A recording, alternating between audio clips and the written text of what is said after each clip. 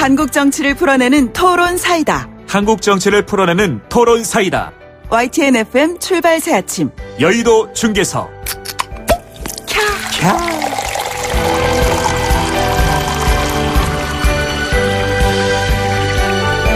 네, 한국 정치를 풀어내는 토론 사이다. 여의도 중계석 시간인데요.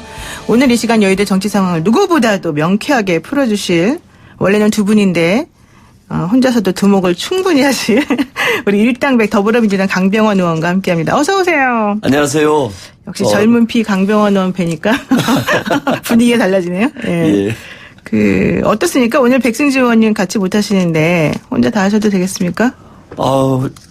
좀 아쉽긴 하지만 아마 백승주 의원님 오늘 안 나오신 게 굉장히 후회될 수 있도록 네, 일방적인 얘기를 해볼까 합니다. 아, 그럴까요? 오늘 한번 열심히 한번 일방적으로 하시고 싶은 말씀 다 하시는 걸로 한번 하겠습니다.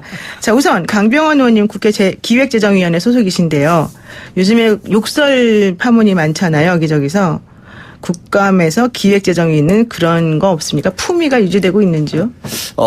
기재위는 다행히 이렇게 좀 굉장히 좀 얌전한 상임위로 좀 소문이 나 있고요. 그래서 이 국감 중에 전혀 주목받지 못하고 있습니다. 그러니까. 근데 어제 처음으로 좀 이렇게 그 조국 이슈가 기재위 국감에서도 등장을 해서 조금 좀 주목을 받았는데요. 네. 이제 한국당 의원님들 중심으로 왜 도대체 조국 장관과 그 주변에 대해서 세무조사를 하지 않느냐. 네. 수많은 의혹들이 제기되고 뭐 정경심 교수가 부모님한테 받았던 뭐 건물이나 토지 이런 거에 대해서 상속세도 안 냈다고 하는데 네네. 왜 세무조사하지 않느냐. 그 조국 장관 동생의 전 부인한테 뭐 이렇게 자금을 증여하고 뭐라고 그랬는데 왜 그런 거 세무조사 안 하냐는 얘기가 이슈가 돼가지고요. 네. 여야의 치열한 공방이 있었습니다. 세상에 그 점잖은 기획재정위원회 국감까지도 이제 조국 이슈 때문에 시끄러웠다는 얘기네요. 그러면은 김진태 의원이 사실 좀 특별히 더 집중적으로 얘기하신 거 아니에요? 김진태 의원은 정무이고요.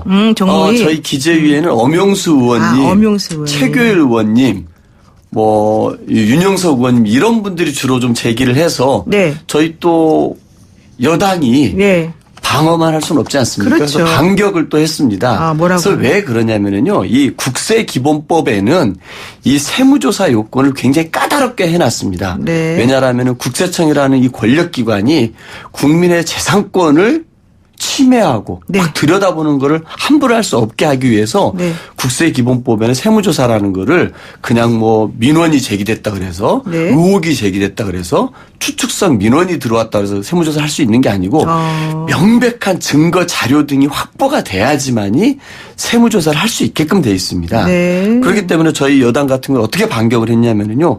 아니 한국당에서 그런 의혹만으로 세무조사를 해야 된다고 지금 주장을 하고 있는데 네. 똑같은 이치로 따지면은 나경원 원내대표의 그 홍신학원에 대해서 수많은 의혹들이 있는데 왜 국세청이 세무조사를 안 합니까? 네. 장제원 의원의 동서학원, 김무성 의원의 용문학원, 홍문정 의원의 경민학원에 대해서도 누가 이렇게 제보하면 무조건 다 세무조사를 해야 되느냐.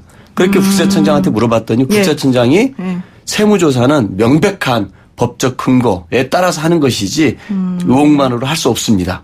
저희가 또 한 발 더 나갔죠. 네. 황교안 국무총리 후보자 같은 경우도 인사청문회 때 네. 변호사 시절에 막 수임료가 엄청나게 받았다고 얘기 있고 네. 그런 거에 대해 소득세를 탄류했다는 의혹도 있고 뭐 부인이 뭐 몇 년 만에 금융자산이 30배로 늘었다고 자랑하는 것도 있는데 그런 것도 다 세무조사 하느냐라고 얘기했더니 국세청장이 그런 의혹만으로 일절 세무조사하지 않는다. 라고 명백히 밝혔습니다. 그럼 그런 의혹을 제기하시니까 야당 쪽에서 뭐라고 하던가요? 본인들도 할 말이 없잖아요. 아무 말도 안 하셔요? 그러면서도 계속해서 세무조사 해야 한다고 주장을 하고 국세청장께서는 의혹만으로 세무조사 할 수 없다라고 명확히 얘기를 했었습니다. 그러니까 이런 얘기가 사실은 왜 나왔느냐. 이게 조국 법무부 장관 동생 그 조모 씨 구속영장 기각 때문에 벌어진 여러 가지 이제 이야기 중에 하나로 나온 걸 텐데요. 의원님은 뭐 기재위의 활동과 뭐 좀 별론으로 법원에서 한 그 영장 기각에 대해서는 어떻게 보시는 거예요? 저는 우리 사회가 언제부터인가 이 법원의 판결에 대해서 입장을 낼 수는 있다고 봅니다. 네. 하지만 이거를 자기 당에 유리하게 이거에 대해서 판사를 공격하고 법원을 공격하는 건 저는 맞지 않다고 봐요. 네. 비판을 할 수 있지만 이거를 죽기 살기로 그 법원을 공격하고 뭐 법원의 잘못이 잘못됐다라고 하는 순간 네. 우리 사회의 최후의 보루는 없어지는 거거든요. 저는 그런 의미에서 명재권 부장판사의 이 영장 기각에 대해서 각자가 뭐 좋아하는 것도 있을 수 있고 서운한 것도 있을 수 있겠지만 법원의 판결을 존중한다라는 1차적인 입장은 있어야 될 것 같고요. 그 다음에 이 명재권 부장판사 같은 경우는 과거에 이분이 그 양승태 사법농단 사건의 영장 부장판사를 하면서 대법관들 자택 압수수색 영장을 발부했던 분입니다. 그렇죠. 그런 것들을 봤을 때는 나름대로 영장을 기각했던 충분한 판사로서의 판결이 있었다고 저는 생각이 들고요. 여기에서 보면 몇 가지 비판하는 지점에 영장 실질심사 신문을 포기했는데 어떻게 영장을 기각하느냐라는 네. 비판이 있는데요. 여기 통계에 오류가 있습니다. 뭐냐면은 네. 2015년, 16년, 17년 3년간 서울중앙지법에서 영장 실질심사 포기한 사람한테 구속영장이 기각된 사례가 한 번도 없다라고 네. 했는데요. 딱 그 기간만 그렇습니다. 그 앞 뒤로는 또 포기했다라도 하더라도 기각을 한 적이 또 많이 있거든요. 네. 좀 이런 것 같은 경우는 자기 주장을 내세우기 위해서 통계를 왜곡시켜서 언론에서 쓴 게 아닌가라고 해서 되게 안타깝게 생각합니다. 그런데 이제 이번에 그 영장 기각에 대해서 또 좋은 태도를 보이고 있는 여당에 대해서 국민들이 또 얘기하는 것 중에 하나가 예전에는 뭐 영장이 발부가 안 된다고 해서 또 그렇게 비난을 하지 않았냐 여당도. 이런 얘기 많이 하거든요. 네, 그렇습니다. 제가 그래서 아까도 말씀드렸습니다만 참 그런 부분들이 저는 되게 안타까웠고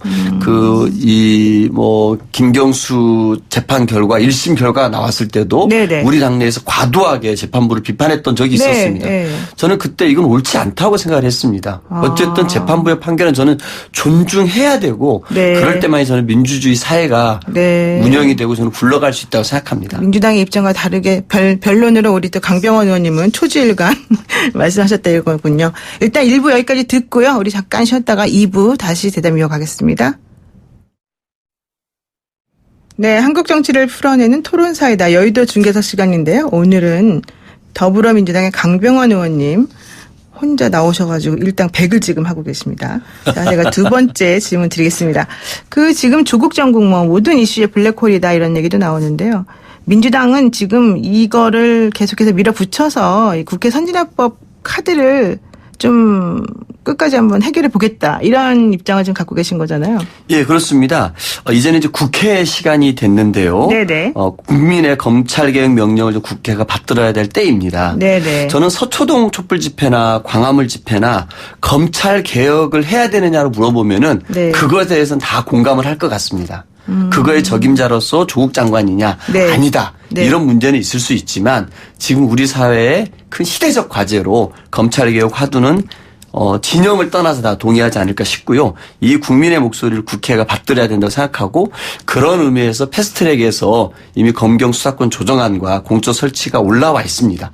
저는 이 국민의 뜻을 받드는 길은 국회가 이미 논의해왔고 합의했고 국회법에 따라서 진행해왔던 패스트트랙을 국회에서 처리하는 게 맞다고 생각합니다. 근데 그게 이제 본회의에 무조건 상정되는 시기가 11월 29일인 걸로 제가 알고 있는데 그럼 통과가 됩니까? 어떻게 됩니까? 일단은 여야 사당이 합의를 해서 네. 선거법과 네.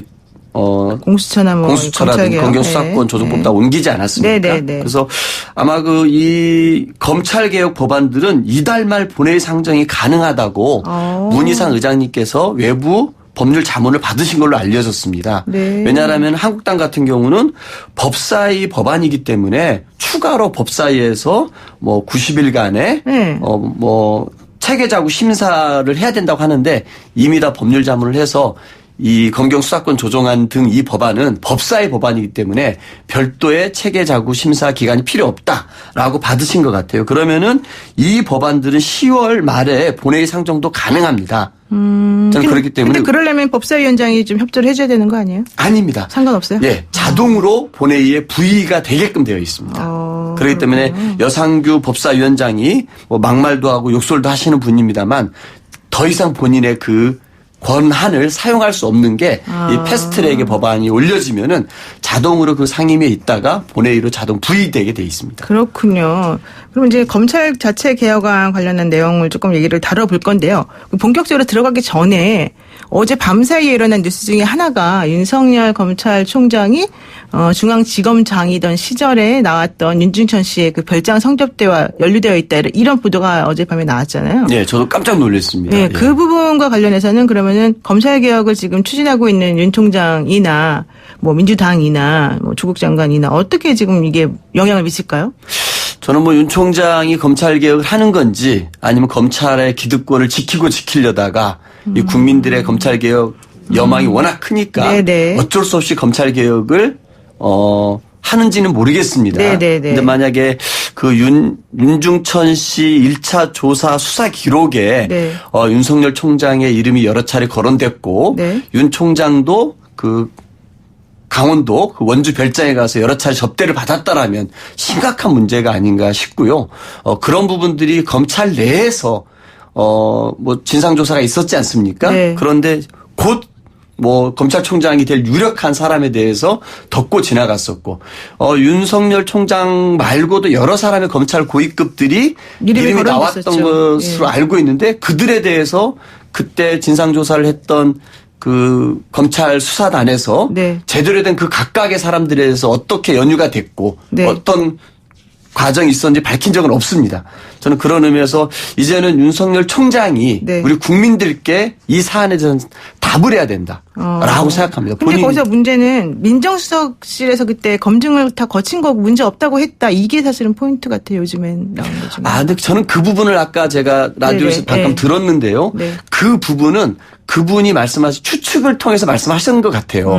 민정수석실에서 이런 걸 또 검증하지 않았겠느냐라는 네. 추측이었지 민정수석실이 이 사실을 검찰은 다 덮어버린 사실을 네. 민정수석실이 알아서 검증하고 민정수석실도 덮었다라고 네. 하는 것은 추측의 추측일 뿐입니다. 아직까지는- 만약에서 검찰에서 덮어버렸다 그러면은 네. 민정수석실에 보고되지 않았고 네. 민정수석실에서도 이 문제는 모르고 윤석열 검찰총장 검증하지 않았을까 싶습니다. 아직까지는 이제 확실한 건 아무것도 없으니까 이제 정확하게 사실이 밝혀져야 되겠죠. 그렇습니다. 그리고 윤 총장은 이 사안에 대해서 국민 앞에 명백하게 본인의 연루 여부에 대해서 그리고 윤중천과의 관계 여부에 대해서 밝혀야 한다고 생각합니다. 네, 일단은 뭐 대검에서는 사실 무근이다 이렇게 얘기를 한 것 같습니다. 자, 그런데 또 더 중요한 문제가 있습니다. 요즘 아주 뜨거운 이슈인데요. 유시민 노무현재단 이사장 유튜브에서 검찰의 유착관계, 언론과의 유착관계 이거 지금 지적하고 있는데요. 이런 유착관계가 사실이라면 어떻게 해야 되는 건지요?